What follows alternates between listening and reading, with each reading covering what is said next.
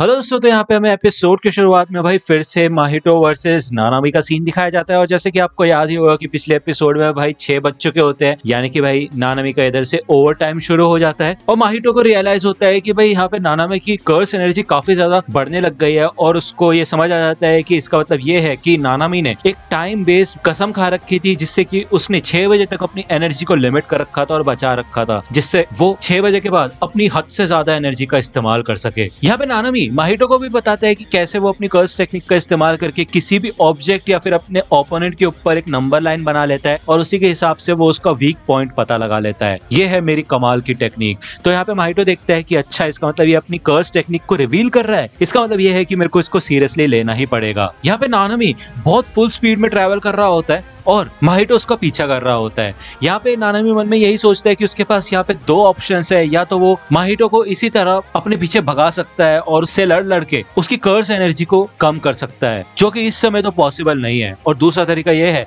कि वो एक ही ब्लो में उसकी बैंड बजा के रख सकता है। तो यहाँ पे नानामी उछलता है और वहां पे मौजूद एक वॉल के ऊपर अपना रेशियो टेक्निक कोलैप्स का इस्तेमाल करता है। और नानामी की ये कर्स टेक्निक इतनी ज्यादा खतरनाक होती है कि भाई इस वॉल के तो टुकड़े टुकड़े हो जाते हैं। नानामी की बॉडी में से निकलने वाली कर्स एनर्जी की मदद से माहितो यही डिसाइड करता है कि चलो ठीक है, फिर इस अटैक से मैं बच ही जाता हूँ। लेकिन इतने में भाई नानामी आसानी से उसका एक पैर काट देता है और इससे भाई माहितो नीचे गिर जाता है। यहाँ पे नानामी कहते हैं चलो फिर ठीक है, मैं यहाँ से निकलता हूँ, अगर तुम जिंदा बचे तो अगली बार हम फिर से मिलेंगे। थोड़ी देर बाद ही वो वॉल भाई माहितो के ऊपर आके गिर जाती है, जिससे वो कुचल जाता है। दोस्तों, अगर आप 10th क्लास में है तो मैं आज आपके लिए कमाल की एप्लीकेशन लेके आया हूँ, जिसमें आपको एनसीईआरटी की सॉल्व बुक मिल जाएगी। इसके अलावा आपको इस एप्लीकेशन के अंदर प्रैक्टिस करने के लिए कुछ सैंपल पेपर्स भी मिल जाएंगे और इसका डिजाइन काफी ज्यादा सिंपलिस्टिक है। साथ ही साथ इसके अंदर आपको एनसीईआरटी की बुक भी अवेलेबल हो जाएगी। इन सब के अलावा इस ऐप को इस्तेमाल करना काफी ज्यादा आसान है और इस एप्लीकेशन का साइज भी काफी छोटा है, जिसे आप आसानी से डाउनलोड कर सकते हैं। तो दोस्तों, जल्दी से डाउनलोड कीजिए all in one class 10 maths app. और कमाल की बात यह है कि ये एप्लीकेशन मैंने बनाई है, तो प्लीज इसे डाउनलोड करके मुझे सपोर्ट दिखाइए। लिंक आपको डिस्क्रिप्शन में मिल जाएगी। दूसरी ओर हमें यूजी का सीन दिखाया जाता है और वो एक नदी के पास, सीढ़ियों के पास ये दोनों बैठे होते हैं। इधर इतोडोरी भाई इचिची को कांटेक्ट करने की कोशिश कर रहा होता है, लेकिन वो फोन नहीं उठा रहा होता है क्योंकि भाई इचिची इधर उस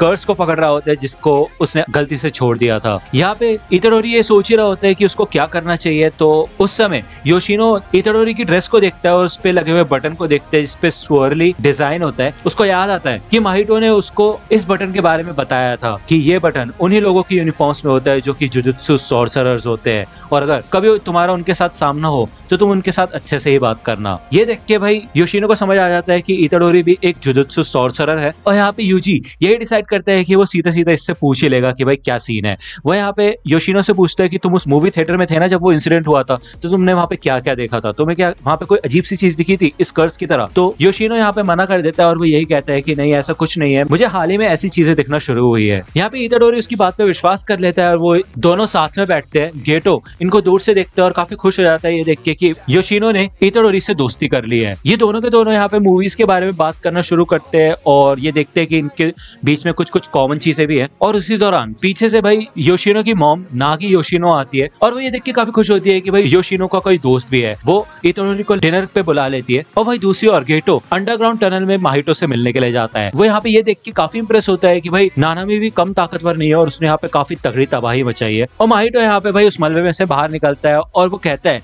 कि सच बताओ तो मैं काफी ज्यादा खुश हूँ, क्योंकि उस सॉर्सरर से लड़ने के बाद मेरे को अपने बारे में भी काफी चीजें सीखने को मिली। दूसरी ओर में दिखाया जाता है कि भाई इचिची ने उस फ्लाई हेड को पकड़ लिया होता है और वो फिर से इतोडोरी को कॉल करता है और उसे वापस आने के लिए कहता है। उसे इस बात की टेंशन हो रही होती है कि अगर ये बात नानामी को पता चलेगी कि भाई यूजी उसके साथ नहीं है तो उसका क्या हाल होगा। इससे पहले कि इचिची इतोडोरी को पिकअप करने जाए, नानामी का कॉल उसे आ जाता है और वो इचिची से यही कहता है कि तुम मुझे लेने आ जाओ और उसके बाद हम जुजुत्सु हाई जाएंगे। मुझे शोको के पास जाना है ट्रीटमेंट करवाने के लिए। हाँ, कुछ सीरियस नहीं है, लेकिन हाँ थोड़ी बहुत चोट है। जब इचिची यहाँ से निकल जाता है तो नानामी यही सोचता है कि भाई माहितो है तो सच में काफी ज्यादा खतरनाक, भले वो सिर्फ एक जवान कर्स स्पिरिट है, लेकिन जिन स्पेशल ग्रेड कर्सेस का सामना गोजो के साथ हुआ था उतने ताकतवर बनने में इसको ज्यादा समय नहीं लगेगा। यहाँ पे हमें योशिनो के घर का सीन दिखाया जाता है और ये तीनों के तीनों यहाँ पे भाई काफी खुशहाल तरीके से डिनर वगैरह कर रहे होते हैं। ये बात करते हैं, खाना खाते हैं, हंसते हैं बहुत ज्यादा और काफी ज्यादा एंजॉय करते हैं। थोड़ी देर बाद भाई योशिनो की मॉम सो जाती है और इससे योशिनो को याद आता है कि कैसे वो अपनी मॉम का काफी ज्यादा शुक्रगुजार है और वो अपनी मॉम से बहुत ज्यादा प्यार करता है और उसने काफी समय बाद अपनी मॉम को खुश देखा है और इसी वजह से योशिनो के दिल में इताडोरी के लिए जगह भी बढ़ जाती है। यहाँ पे ये मूवी देखने का प्लान बनाते हैं, लेकिन इधर इचिची इताडोरी को लेने के लिए आ जाता है। इससे पहले कि इताडोरी यहाँ से जाए, योशिनो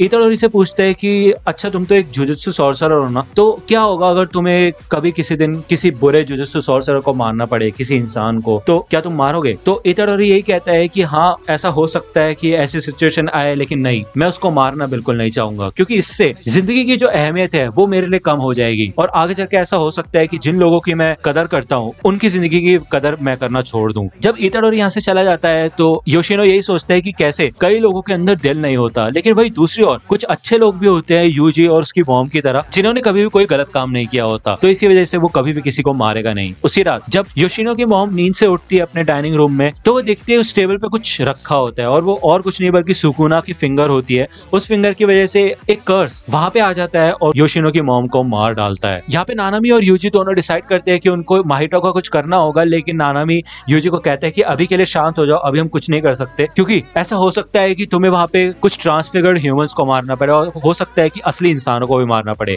और मैं नहीं चाहता कि तुम ऐसा करो। तो अभी के लिए तुम सिर्फ योशिनो के ऊपर नजर रखो क्योंकि माहितो ने उसका दिमाग खराब कर दिया है और वो कुछ भी गलत कर सकता है। यहाँ पे योशिनो को काफी ज्यादा बुरा लग रहा होता है कि उसकी मॉम की डेथ हो चुकी होती है और उस कर्स की वजह से योशिनो का पूरा गुस्सा शोटा ईटो के ऊपर चला जाता है, जो कि एक बुली होता है जो कि हमेशा योशिनो को परेशान करता रहता था और उसको मूवी क्लब से भी बाहर निकाला था। यहाँ पे योशिनो अपनी मॉम के ब्लैक कपड़े पहन लेता है और वो स्कूल में वापस आता है। वही दूसरी ओर माहितो ने स्कूल के आसपास एक बहुत बड़ा सा बैरियर बना लिया होता है जिससे कि अंदर से कोई भी बाहर ना जा सके और बाहर से कुछ लोग अंदर आ सकते हैं। यहाँ पे गेटो भी इसके साथ ही होता है और वो यही कहता है कि मैं पीछे कोई निशानी नहीं छोड़ना चाहता, तो मैं यहाँ से निकल जाता हूँ। ये लोग यही प्लान करते हैं कि किसी तरह यूजी को इधर लेके आएंगे और उसके अंदर से सुकुना को बाहर निकालेंगे और फिर योशिनो का इस्तेमाल करके हम सुकुना के साथ एक डील करेंगे। तो ये फिंगर जुजुत्सु सॉर्सरर्स को मिल ही जानी चाहिए जिससे कि ये बात आगे बढ़ पाए और हमें बताया जाता है कि वो सुकुना की वो फिंगर योशिनो की मॉम के पास इन लोगों ने ही रखी होती है। यहाँ पे भी दिखाया जाता है कि स्कूल ऑडिटोरियम में जितने भी स्टूडेंट्स होते हैं वो बेहोश हो जाते हैं और तभी योशिनो रूम के अंदर आता है।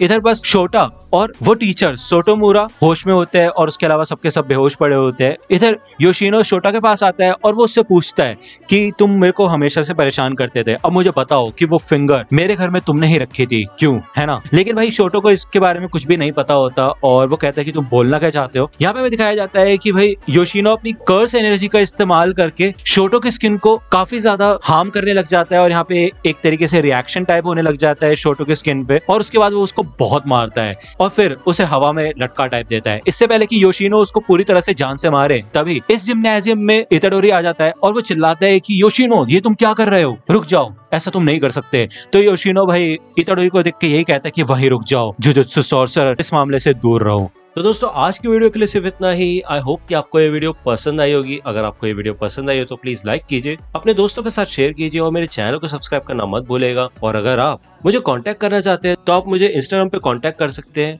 मेरे पेज की लिंक आपको डिस्क्रिप्शन में मिल जाएगी। मिलता हूँ आपसे अगले वीडियो में, तब तक के लिए गुड बाय।